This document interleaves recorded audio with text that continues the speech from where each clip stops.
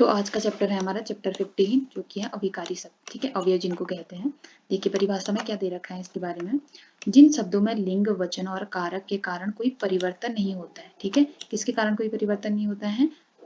लिंग, वचन और कारक के कारण। ठीक है, अव्यय कहलाते हैं ऐसे शब्द। ठीक है, देखो जैसे कैसे कैसे शब्द हैं, यहाँ, फिर, अभी, किंतु, परंतु, क्योंकि, इसलिए, अतः, ऊपर आदि, ऐसे शब्द होते हैं। ठीक है, तो देखो अवयव 4 प्रकार के होते हैं। पहला क्या है? क्रिया विशेषण, दूसरा संबंध बोधक, तीसरा समुच्चय बोधक और चौथा विस्मयादि बोधक। क्रिया विशेषण में क्या है? परिभाषा दे रखी है, क्रिया की विशेषता प्रकट करने वाले शब्दों को क्रिया विशेषण बोलते हैं। जैसे धीरे धीरे, जल्दी जल्दी, चलो, चलना अगर है, क्रिया है चलना, तो कैसे चलो? या तो धीरे धीरे चलो या जल्दी चलो, मतलब क्रिया की विशेषता बता रहे हैं। क्रिया विशेषण भी 4 प्रकार के होते हैं। देखो, स्थानवाचक, कालवाचक, परिमाणवाचक और रीतिवाचक। जो स्थान का वो कर रहे हो ऐसे शब्द, जो काल का करे यानी समय का, परिमाण का करे, फिर रीतिवाचक। देखो एक एक करके इनके एग्जाम्पल दे रखे हैं। स्थानवाचक शब्द कैसे होंगे? जैसे यहाँ, वहां, जहां, कहाँ, आगे, पीछे, ऊपर, नीचे, पास, भीतर, इधर, उधर, ऐसे शब्द क्या होंगे? स्थानवाचक होंगे। कालवाचक जो समय बता रहे होंगे, जैसे आज, कल, परसों, अब, जब, अभी, अभी, तुरंत, पहले, पीछे, इस तरीके शब्द कालवाचक। और परिमाणवाचक अति, अत्यंत, बहुत, बड़ा, भारी, बिल्कुल, कुछ, खूब, थोड़ा, लगभग, जरा, बस, काफी, ठीक, अधिक, ज्यादा, थोड़ा, ये परिमाणवाचक है। ऐसे रीतिवाचक ऐसे, वैसे, कैसे, जैसे, तैसे, मानो, अचानक, धीरे, जल्दी, सचमुच, ठीक, सहसा, क्योंकि, आवश्यक, बेशक, शायद, तो ही, भी, जी, मात्र, पर, न, नहीं, मत, कर, हाँ, ऐसे शब्द कैसे होंगे? रीतिवाचक होंगे। ठीक है, अब देखो विशेषण एवं क्रिया विशेषण में क्या अंतर है। तो विशेषण क्रिया और सर्वनाम की विशेषता बताती है। किसकी विशेषता बताती है? क्रिया और सर्वनाम की। और क्रिया विशेषण किसकी विशेषता बता रही होगी? क्रिया की विशेषता बता रही होगी। ठीक है, तो ये इस तरीके से, जैसे क्रिया विशेषण और विशेषण के एग्जाम्पल दे रखे हैं। दीप्ति सुंदर लिखती है, क्रिया की विशेषता बता रही है। लिखना क्या होता है? क्रिया होती है। कैसा लिखती है? सुंदर लिखती है, तो क्रिया की विशेषता। ऐसी ही दीप्ति सुंदर कविता लिखती है, तो कौन लिखती है? दीप्ति लिखती है। दीप्ति क्या है? संज्ञा है, तो संज्ञा या सर्वनाम की विशेषता विशेषण, क्रिया की विशेषता क्रिया विशेषण। ऐसी बाकी के दो एग्जाम्पल भी। देखिए नेक्स्ट क्या है? क्रिया विशेषणों में के भिन्नार्थक प्रयोग कैसे होता है। देखो अलग अलग तरीके से कैसे प्रयोग। कुछ क्रिया विशेषण प्रयोग में आने पर अनेकार्थ हो जाते हैं। कुछ क्रिया विशेषण दो कालों में प्रयुक्त होते हैं।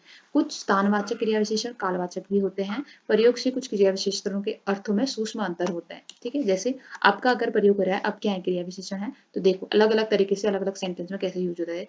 तुम अब आए हो, क्वेश्चन मार्क। अब एक बात हुई, नॉर्मल।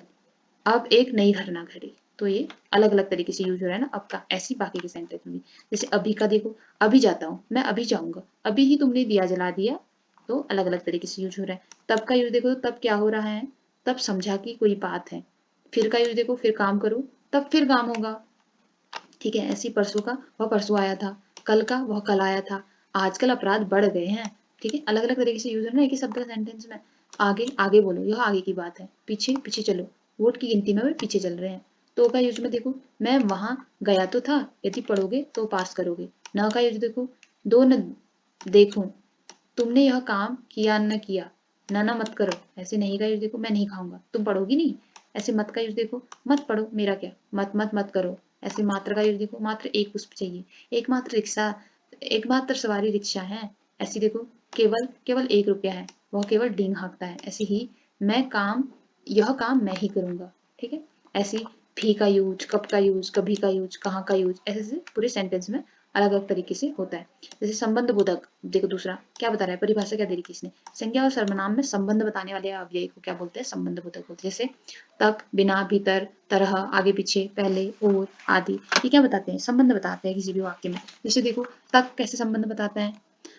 मैं उनके घर तक गया, कहाँ तक गया? उनके घर तक गया। संज्ञा और सर्वनाम का संबंध बता रहा है वो। ठीक है, ऐसे बिना, रुपए के बिना काम नहीं चल सकता। ऐसी प्रति, गुरुजनों के प्रति मैं आभारी हूँ। भर, वहां रात भर काम होता रहा है। इसी तरह का, गुरुजी गांधी जी की तरह रहते हैं। किसकी तरह रहते हैं? गांधी जी की तरह रहते हैं। संज्ञा और सर्वनाम का संबंध बता रहा है ना, तो संज्ञा और सर्वनाम दोनों का संबंध बता रहा है। ठीक है, भीतर, कुछ लोग कमरे के भीतर बैठे हैं। और हिरन झाड़ी की ओर गया है। पहले, सूर्योदय के पहले उठा करो। तले, वहां देखो दिया तले अंधेरा है। पीछे, तुम्हारे पीछे कुत्ता है और तुम मेरे पीछे हो। आगे, घोड़े के आगे मत रहो, मेरे आगे चलो। ठीक है, संज्ञा और सर्वनाम के बीच में ये शब्द क्या करते हैं? ये एक तरीके से संबंध बताते हैं। ठीक है, आगे देखो समुच्चय बोधक तीसरा है। ठीक, समुच्चय बोधक की परिभाषा क्या है? शब्द और वाक्यों में संबंध मिलाने वाले अव्यय को समुच्चय बोधक अव्यय कहते हैं। जैसे और, तथा, एवं, किंतु, परंतु, क्योंकि, ताकि, इसीलिए आदि। समुच्चय बोधक अवयवों का प्रयोग देखो, की का प्रयोग। देखो सबसे पहले ना हमको सबसे इम्पोर्टेंट है कि हम परिभाषा को बहुत अच्छे से पढ़ें। परिभाषा में क्या बोल रहे हैं, ऊपर के तो चलो आसान से समझ में आ गया कि समुच्चय बोधक शब्द से मतलब समझ में नहीं आता है। इसकी परिभाषा देखो, शब्द और वाक्य में संबंध बताने वाली, या तो शब्दों के बीच में संबंध बता रहा होगा या वाक्यों के बीच में संबंध। तो ये पूरा एक वाक्य है। आप देखो की शब्द जो है कैसे इनका संबंध बता रहा है पूरे वाक्य में। पिताजी ने कहा, ये एक चीज हो गई। पढ़ने बैठ जाओ, ये एक चीज हो गई। ये पूरा मिला के एक सेंटेंस हो गया, और की जो है इन दोनों के बीच में संबंध बैठा रहा है। पिताजी ने कहा कि पढ़ने बैठ जाओ, ऐसी और। इन खेतों में गेहूं और धान होता है। तथा भाषा तथा साहित्य का अध्ययन करो। एवं भारत की सभ्यता एवं संस्कृति उन्नत है। नहीं, तुम यह काम नहीं करोगे तो क्या करोगे, तो अब कुछ तुम भी तो बोलो, या रोटी खाओगे या भात खाओगे। ठीक है, ऐसे ही अथवा, क्योंकि, जो कि, ताकि, क्योंकि, किंतु, परंतु, इसलिए, ये सारे शब्द भी क्या करते हैं, शब्द या फिर सेंटेंस में एक तरीके से संबंध बताते हैं। अब चौथा क्या है, विस्मयादिबोधक। विस्मयादिबोधक के कुछ शब्द हैं, जैसे हर्ष, शोक, घृणा, आश्चर्य। ऐसे आदि भाव को प्रकट करने वाले जो भी शब्द होते हैं ना, वो विस्मयादिबोधक अवयव कहलाते हैं। जैसे आहा, आह, ओह, ओह, छी, छी, छी, अरे वाह। ये सारे शब्द क्या हैं, विस्मयादिबोधक के शब्द हैं। विस्मयादिबोधक अवयव का प्रयोग कैसे होता है, आह, आहा है, आह सूरज उग गया बोलते हैं ना। आह है, आह फसल नष्ट हो गई। ओ है, ओ बहुत गर्मी है। उफ, ओ बहुत बेचैनी है। हाँ, मेघनाथ मारा गया, वाह तुमने कमाल कर दिया। अरे वह जी गया, छी छी, यह कितनी गंदी बात है, चीची तुमने गंदा कर दिया। अजी आपका क्या कहना, ओहो मुझसे गलती हो गई, हट तू बात करने लायक नहीं है। हाँ मैं भी ऐसा समझता हूँ, हाय मेरे भाग्य में यही लिखा, शाबाश तूने तो कमाल कर दिया। ठीक है, इस तरीके के शब्द जो है विस्मयादिबोधक वाले शब्द होते हैं, इनका ये विस्मयादिबोधक चिन्ह भी होता है। ठीक है, तो आई होप कि इस चैप्टर समझ में आया होगा, ज़्यादा कठिन तो नहीं था, ठीक ही है।